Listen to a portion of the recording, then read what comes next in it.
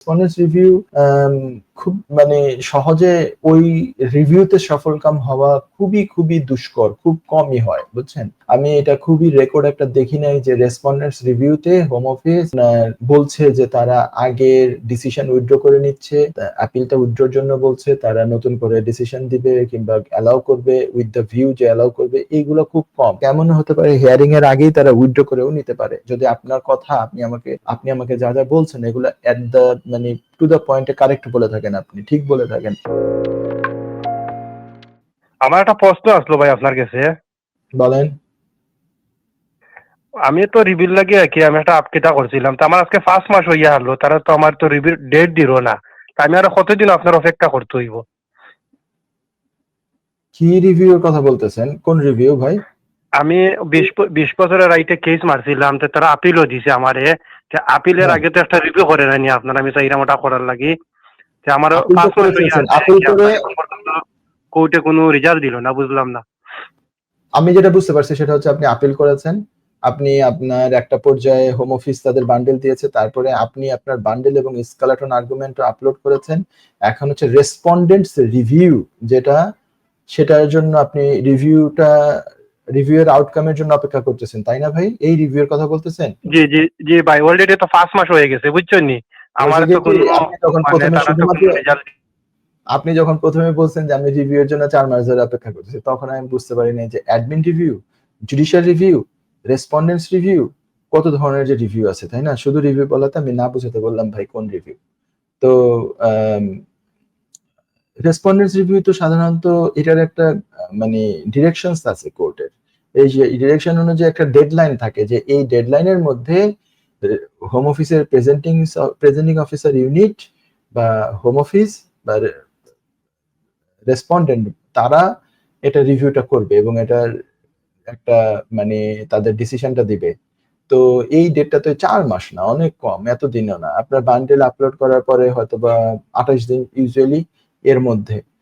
এই আপনার যে আপনি যে ফোন করলেন তার আগে একজন মনে হয় মেসেজ দিয়েছিল সামথিং সিমিলার, তার ডেডলাইন ছিল 6th অফ আগস্ট, তারপরেও এখনো দেয় নাই তাকে।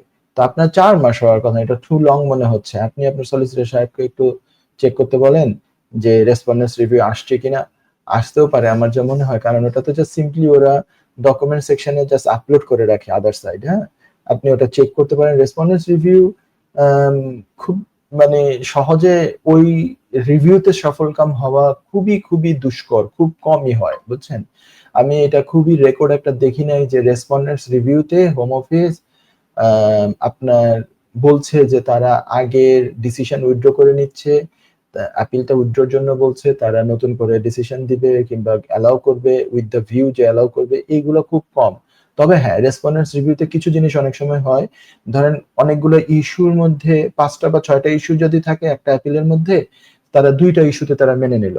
কিংবা অনেক সময় আপনারটা 20 বছরের, কিংবা অনেকে আছে যে অ্যাসাইলাম এর ম্যাটার। হ্যাঁ, অ্যাসাইলাম এর ম্যাটারে প্রথমে সে যে একটু কথা বলতে একটা পারবো? দল করতো, ধরেন বিএনপি বা আওয়ামী লীগ করতো, এই জিনিসটাই মানে নাই। প্লাস হচ্ছে তার যে অ্যাডভার্স মানে সিচুয়েশনে থাকবে, পারসিকিউশনের মুখোমুখি হবে, এটাও মানে নাই, মানে কোনো কিছু মানে নাই। এর মধ্যে রেসপন্ডেন্টস রিভিউতে কিছু অংশ মানলো যে সে এই দলটা করতো, এই দলের এই পজিশনে ছিল, এই অংশটুকু তারা মেনে নিল।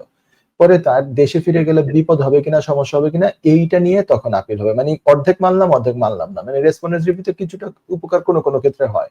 আপনার যে 20 বছর, এটার মধ্যে এমন হতে পারে যে কোনো কোনো দেখা গেছে যে মাঝখানে কয়েকটা বছর আপনি ঠিক মতো মূল অ্যাপ্লিকেশনে না ভাই, দিতে পারেন আমি না। আপনারে বলি ভাই, বলেন বলেন বলেন।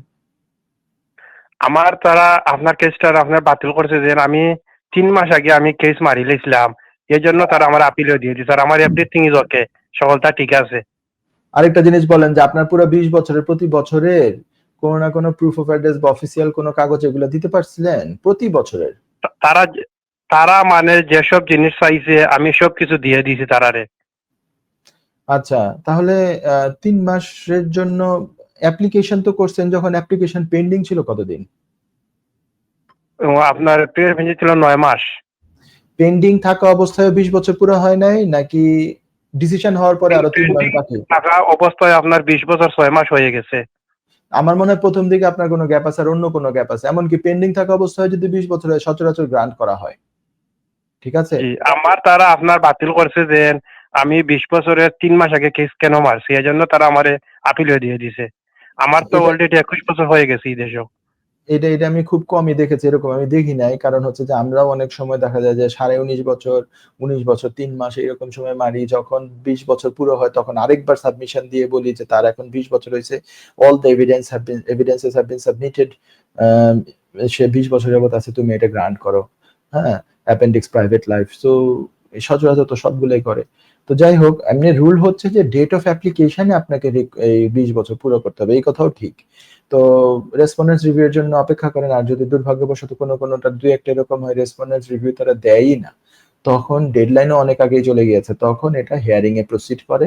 এরকম যদি আপনার সবকিছু ঠিক থাকে, এমনও হতে পারে হিয়ারিং এর আগেই তারা উইথড্র করেও নিতে পারে। যদি আপনার কথা আপনি আমাকে যা বলছেন এগুলা এট দ্য মানে to the point A correct বলে থাকেন, আপনি ঠিক বলে থাকেন, তাহলে সম্ভাবনাও যথেষ্ট আছে হিয়ারিং এর আগে তারা উইথড্র করে নিতে পারে, যদি এখন রেসপন্ডেন্স রিভিউ নাও করে থাকে।